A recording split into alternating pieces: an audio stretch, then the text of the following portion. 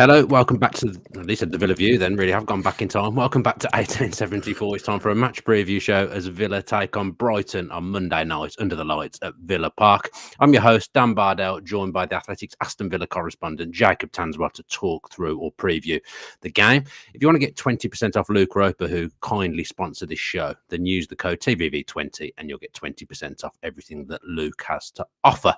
Right then, Jacob, how are you? Obviously, we did a show what feels like 5 minutes ago. Over the Newcastle game. Looking back at the Newcastle game, it's now time to preview the Brighton game. Although I suppose at this time of year, everything kind of rolls a little bit into one, like the days. Yeah, it does. I really don't know what day it is, to be honest with you. I was surprised when I was asking everyone yesterday, "Are you going back to work today?" And they were like, "It's a Saturday," and I just haven't got a clue. I don't know, what day of the week is. I don't know what I'm really up to. I don't know about you, but it's not till about the 4th or 5th of January where I start to feel like I'm back into a normal working week. Probably about September for me, I think, by the time I'll get back into things, Jacob. Yeah, it's funny the days, isn't it? I spent the day yesterday doing like it's not Lego, it's not official Lego, but it's essentially harder Lego for building a Villa Park stadium. And I saw that. Yeah, I've got it next to me here. This is pathetic. That's 3 hours work. Is that it? How many more right. Lego pieces you got? Well, it says there's 1,426 pieces. So what's this? So what's this? The Christmas gift that they said for the season ticket? I didn't get anything, mate. This is what my girlfriend decided to get me for Christmas. Yeah, that's good. I'm trying to build Villa Park. Apparently, it's really, really hard, and I'm already struggling with it. It says age is 12 plus. Absolutely no chance would a 12-year-old be able to do this.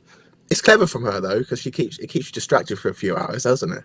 Yeah, I mean, it keeps you quiet. There's plenty for me to do if she wants me out of the way. I'll have to sit and watch football all day. She doesn't need to give me Lego to do. But yes, anyway, if you're listening by audio, you've just seen you would have missed me lifting up a pitiful effort of 3 hours work of trying to build a Lego Villa Park stadium yesterday. What was your best present, Jacob? I didn't actually get that many presents. Maybe I'm getting to the age now I don't get that many things. My nan got a Villa mug though, because she's now converted into a huge, for some reason, obviously we know the reason, but she's now a big Aston Villa fan and she absolutely adores Ollie Watkins. So we've just got her a mug, with Watkins on. I don't think it's official merchandise, but she'll be happy with it regardless. With me, I just got a few concert tickets maybe. I think that's nice. The part for me, yeah. I mean, your nan will be absolutely delighted, Jacob, because Ollie Watkins is going to start the next 3 First thing she said to me, I was driving home. That's the first thing she texted me. She's like, "Ollie, she calls, we all call him Ollie now, like we all know him very well." So she just texted me saying Ollie's got a good run in the team now, and I said, unfortunately for Duran, yeah, he has. Yeah, it looked like, I don't know, I assume it was real. I saw a picture of someone with John Duran at Heathrow Airport yesterday, so I assume he's gone on holiday for a few weeks. Whilst he's gone, probably not a few weeks, is it? Because the games are so quick at this point. He probably only gets a few days off. But it's that appeal. When we obviously spoke about Duran sending off quite heavily in the show we did after Newcastle, but I said to you at the time, I think it should get overturned, but I've got absolutely no faith that it will get overturned. And of course, it doesn't get overturned. And then at the same time, that appeal is getting rejected. Brighton striker João Pedro is violently swinging an elbow at someone, and he doesn't even get VAR actually look at that and don't send him off. So make sense. And also, Bruno Fernandes's red card against Spurs got overturned, didn't it, early in the season? Yeah. And I find it bizarre, and I also find the whole reporting from the Newcastle side absolutely bizarre as well. I think this, you can't be so adamant in saying it's one way or the other. It depends on your interpretation. But for I've seen some bizarre takes on social media from Newcastle Northeast reporters who say what a waste of time the appeal was, what a waste of time. And they just saw it as so black or white, and I just found the whole thing bizarre. And I still think it's a really, really poor decision from the referee, but I at least understand and accept the other person's viewpoint. Yeah, I mean, I've had dogs abuse from Newcastle fans on social media. It feels like every 5 minutes I'm getting a tweet from them. Like you said, I don't know how you can be so adamant that it's deliberate. There's nothing there I can see that makes it look deliberate at all. And the appeals process is just a joke. It doesn't surprise me one bit. The process just seems to be let's just cause as little fuss as possible and just back up back up every kind of avenue we can. So if it's VAR that's made a mistake, let's try and back them up. If it's the referee that's made a mistake, let's try and back them up. They don't want it to look like they're making mistakes, and I'm very much looking forward to the mic'd up with Howard Webb and Michael Owen if they choose to do that incident, because I'd love to know what they probably won't be a mic'd up. Did VAR even look at it at the time? Well, they obviously would have had a look at it, but Just said I was fine. Yeah, but they like to stick with the on-field decision, don't they? I just really go get it. And I just don't know why it has to be a 3-game ban. You've already kind of contributed to a defeat for Villa, so that's quite a big punishment. 1 game, another game ban, that's fine. But I just feel like a 3-game ban for that, it's just absolutely bizarre, really. Yeah. And I think maybe the rules need to be a little bit modernised. But it's okay because João Pedro can play for Brighton, so that's okay. That's all good. That was violent. That was. I couldn't believe exactly that. That's exactly the kind of thing that should be getting banned, that you don't want to see in the game. It's just absolutely ridiculous. But here we are, Villa v Brighton tomorrow night, and it's a tale of what feels like 2 very inconsistent teams at the moment, Jacob.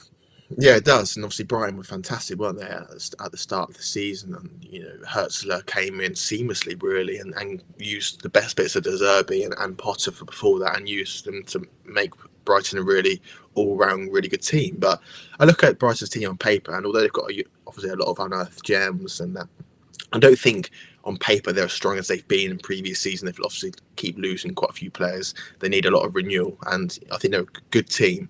But their best strengths come from their structure and their style of play. And I think if that's not working at its best, I don't think they've always got the individual quality to bail themselves out of games, essentially. So it's a game that I expect Villa to do well in. I think stylistically it's quite nice, similar to the game last year at Villa Park.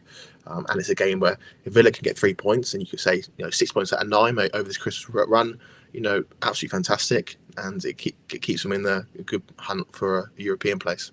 Now, Villa have got a brilliant record at Villa Park against Brighton. Ollie Watkins has got a brilliant record playing against them as well. So that augurs well going into the game. I don't know whether, to be honest, I haven't looked at, not knowing what day it is and when things are, I haven't looked at the Brighton team news, but I know they had a few players walking the 4 yellow card tightrope ahead of the Brentford 0-0 draw. I don't know whether any of them actually got booked. It appears absolutely nothing happened in that game at all. So I don't know whether they've got any absentees, but we know Villa won't have John Duran, obviously, and they won't have Matty Cash either. Mm-hmm. How do you expect Villa to line up, bearing in mind those two things? Because we did see Nedeljkovic come on for Matty Cash in the Newcastle game. Would you expect him to come in, or do you think maybe it would be Konsa right back and either Mings or Carlos comes in? Yeah, I'd be surprised if Nedeljkovic or Bogard comes in at right back. I'd probably just say it's going to be the typical shift Ezri Konsa to right back, or you go back to the back 3 system again, maybe. And could this be the time you see Tyrone Mings and Pau Torres together? I do think Tyrone Mings will play. I just think he has to play. And Pau's always been the one that makes way. So maybe that means Diego Carlos comes in.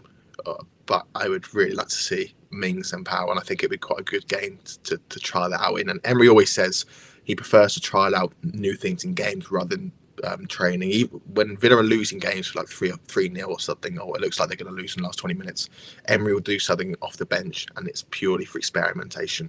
And I wouldn't be surprised if they trial this out in real life under competition. Pau and Tyrone Mings, I think that'd be a really, really interesting thing to see. Yeah, Maatsen was ill in the last game. Do you think he got a chance of starting at left back? Well, if you're going to play 3 centre backs, then you probably say Maatsen would be perfect, right? Because he can act as that left winger because it's going to be high up the field in that left wing back situation, can run in behind. So, I do think Maatsen needs to. I know he was ill last week against Newcastle, so I can't be helped. But he will need to start playing more games as the season goes on. So, yeah, I wouldn't be surprised if that happens as well. And he comes in, Diego Carlos comes in, and those type of players that are just on the fringes but are close, maybe the 12th or 13th man, they'll be the ones coming in.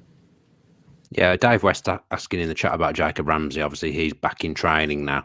There's a vacancy on the bench, I would guess now. I mean, Watkins is obviously going to come in and play as striker, and I guess that makes Morgan Rogers the backup striker were anything to happen to Watkins. Obviously, he'll probably be on the pitch anyway, but he would be the second striker, I would guess.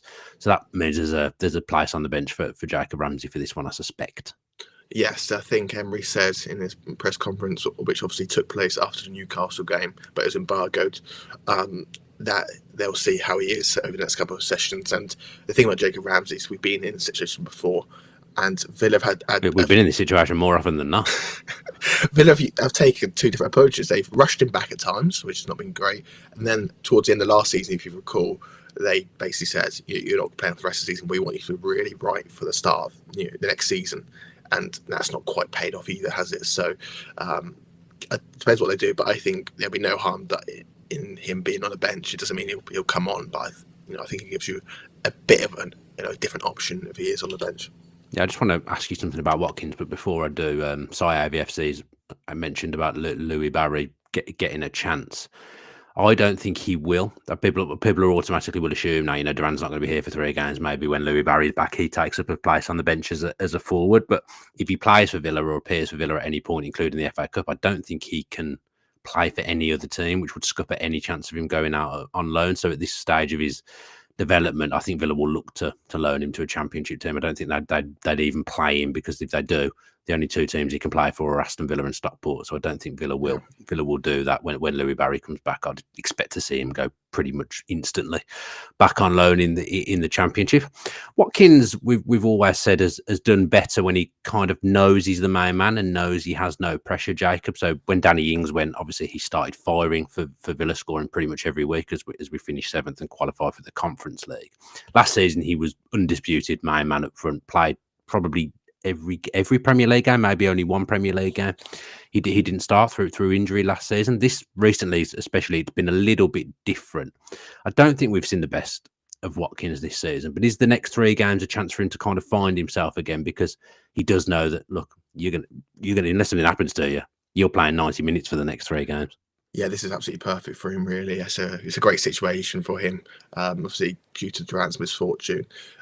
And there's obviously been huge mitigating circumstances surrounding the season. He has had injuries throughout the season. He's played through injuries, which I know Villa's coaching staff greatly appreciate.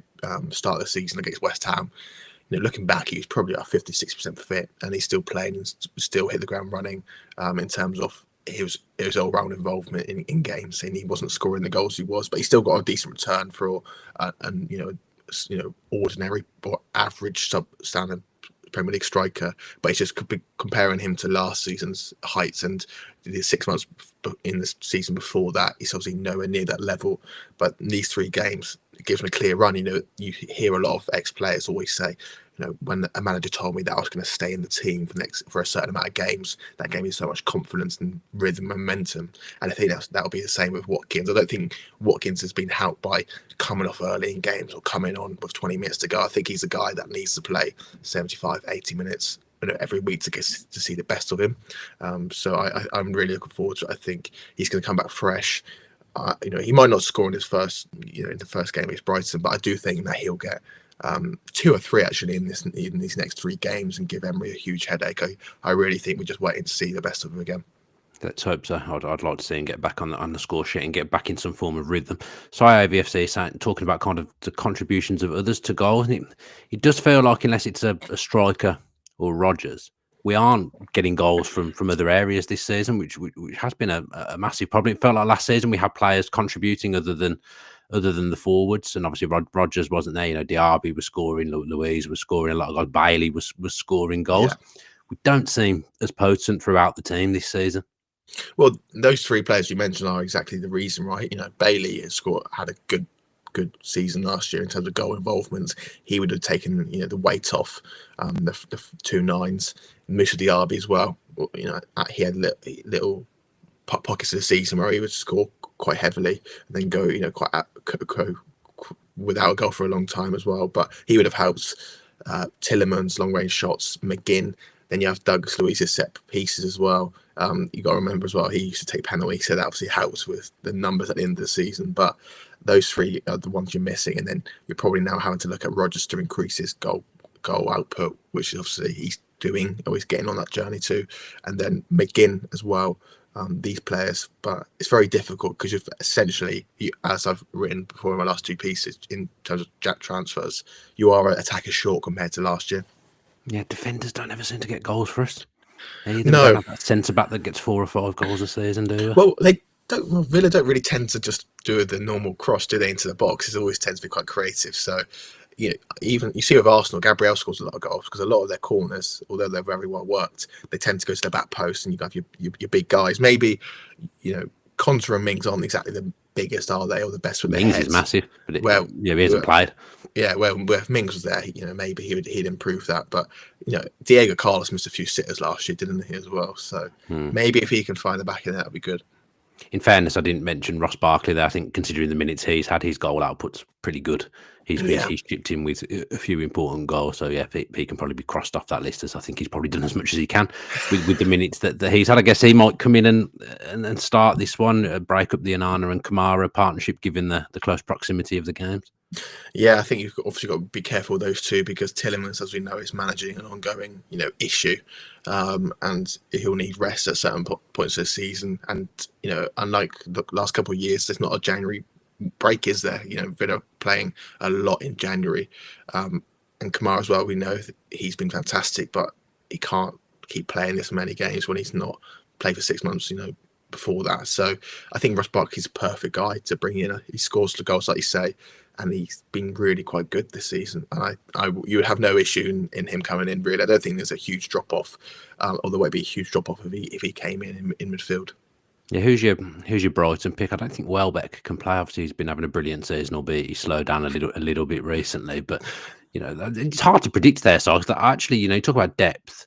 They've got a lot of players. They've got a few players that have come in the summer we don't know much about still, because they've been eased in slowly. I guess João Pedro will stand out as the danger man. I really like Matt O'Reilly in midfield. I think he's a really interesting player, really busy player, good on the ball, keeps the ball moving, and can be a goal threat as well. Who would you say carries the main threat for Brighton? Yeah, I'd probably go so boring answer with João Pedro, but Matoma, I've always loved to play. He was great as well, and Matt O'Reilly was the guy that everyone at Southampton thought he would have transformed the fortunes had they decided not to offer peanuts for him at the start of the season. He's very highly rated, and he had obviously I was really unlucky at the start because of the injury, but he looks like a really good player, really quite accomplished.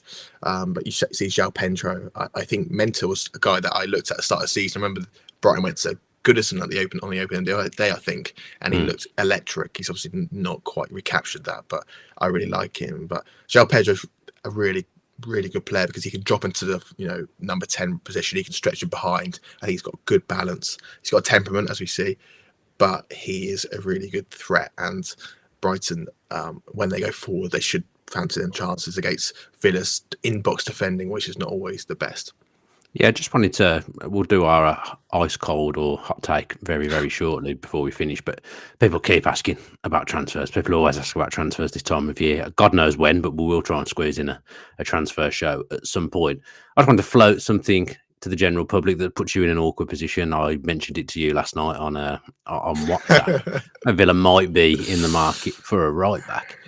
Why is no one talking about Kyle Walker-Peters? That is a no-brainer signing for me. He's out of contract in the summer. He's a very, very intelligent footballer. Every time I watch Southampton, he stands out to me. He stood out to me at the game at Villa Park because he can, similar to Gertruda, he can do quite a lot of the different things that you might want a fullback to do this game to game. He can overlap if you need to. He's a good ball carrier. He can step into midfield and he's good on the ball. Why are Villa not looking at Kyle Walker-Peters? Because that just seems a no-brainer to me. Yeah, you must have heard the conversation in the press box, me and John Townley. Every time we talk about Villa's fullback situation, I shout to him, Kyle Walker-Peters is literally there, end of the season. He's honestly the most underrated fullback I've seen in the Premier League. He's so good. His ball carrying is fantastic. He can drop into a midfield position like what Arsenal and Man City want their fullbacks to do. Russell Martin wanted him to do at times. He can play high on the right, high on the left. I actually like him at left back actually because he can come in on his right foot and he looks almost like a left winger. He has a lot of shots from left back, a bit like Spinazzola in the Euros a couple of years.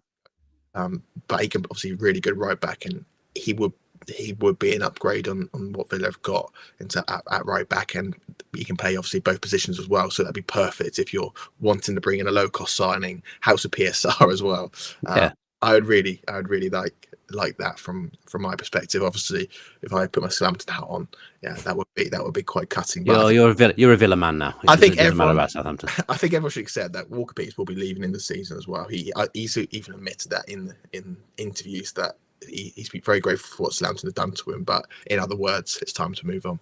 Yeah, I'm gonna throw that into the atmosphere. If Monchi, if you're watching, I wouldn't mind Kyle Walker Peters coming into the football club. I do think that makes complete sense. Homegrown as well. Villa would have to kind of move someone on or loan someone out of their Champions League squad for the way the registration is. But it just feels like a no-brainer, as I've said 3 times now. So yeah, let's throw that into the atmosphere. Come on, Muncher, speak to the people involved, get the checkbook out. Let's get Kyle Walker Peters into Villa Park at January to compete with Matty Cash at right back, so we don't have to keep moving Esri Konsa over there, because I want him to play centre back. I don't want him to play right back anymore. Right then, hot / ice cold take ahead of this one, Jacob. Have you got anything? No, you go. Mine simple. You go first, Dan. I don't. Here we go. Here it comes to make sure. I mean, this will just guarantee that it doesn't happen now, which would be bad news for us. But just Ollie Watkins to score against Brighton again is my simple take ahead of this one. Really? Do you know what? I don't know why. So they'll ask me. I think Villa are going to score from a long throw. What? I'm actually Cash isn't playing, so I know. Happen. I just think they will. I think they're improving their different areas of set plays. Okay, that's the most bizarre take I think we've had ahead We'll of that see. one. We'll see. So niche, Jacob. A lot of things have got to go right for you for that one to happen. It's not as simple as Ollie Watkins to score, is it? You're not giving yourself a lot of wiggle room there. No, it is quite niche, but yeah, maybe it won't transpire in this game. But I probably do think at that point, Villa will be very successful from throw-ins. I think it's just the next step of Austin McPhee's progression, isn't it? He's obviously, everyone says he masters the inventive corner routines and free kick routines. I think now maybe throwing angles is the best way to go. Okay, interesting. One of the more niche takes we've had on this show. Right, Jacob, thank you ever so much for joining me today. And thank you to everyone that's tuned in live and will go on to watch and listen as well. Do all the things I bang on about every week that no one ever seems to do. If you're listening on Apple Podcasts, leave us a review and give us 5 stars. And if you're listening on Spotify, leave us a comment. And if you can, leave 5 stars. I'm not sure whether you can, then do that as well. On YouTube, like and subscribe with your post notifications on, please, and that would be most appreciated. Let's get to 300 likes. If we don't hit 300, Villa will not beat Brighton tomorrow night. Remember, if you talk about one thing today, let's put it into the earth. Let's talk about Kyle Walker Peters to Aston Villa. That's what I want to happen, a late Christmas present. But other than that, hope you have a great whatever day it is today and enjoy the football, because there is some on today. And I will see those of you that are going to Villa Park tomorrow